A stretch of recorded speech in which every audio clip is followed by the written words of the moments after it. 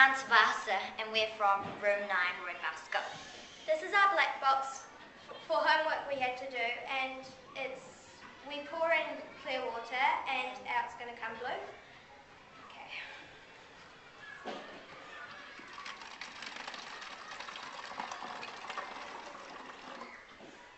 It's got to spin.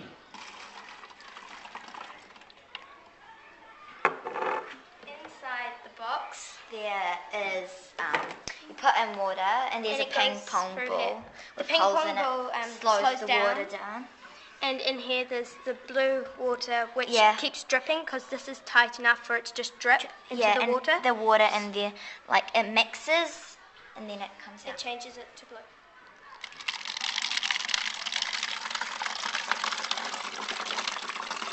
And it's slightly lighter this time.